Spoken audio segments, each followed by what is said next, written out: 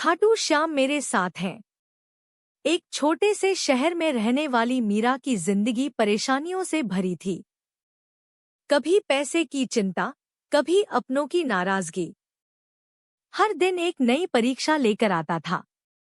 एक दिन मंदिर में बैठे बैठे उसकी आंखों से आंसू गिरने लगे।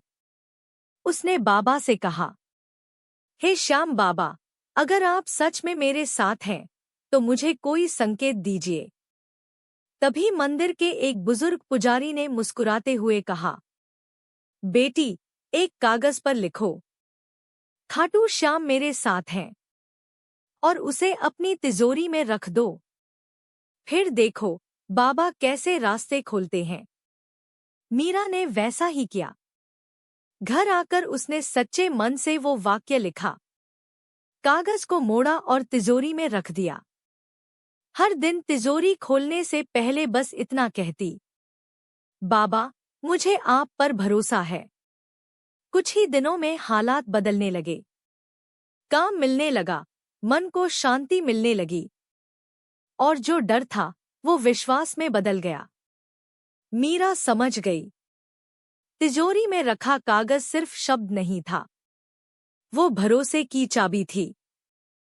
आज भी वो हर किसी से यही कहती है, अगर जीवन में अंधेरा लगे तो एक कागज पर लिखो, खाटू श्याम मेरे साथ हैं, और उसे तिजोरी में रख दो।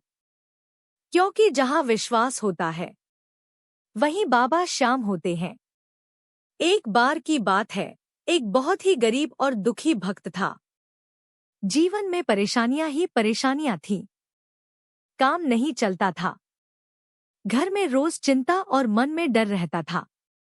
एक दिन वह भक्त टूटे हुए मन से बोला, अब मेरे बस का कुछ नहीं, अब तो सिर्फ खाटू श्याम बाबा ही सहारा है। उसने एक कागज लिया और उस पर अपनी सारी परेशानियां लिख दी। रोजगार, कर्ज, परिवार की चिंता और अपने टूटे हुए सपने।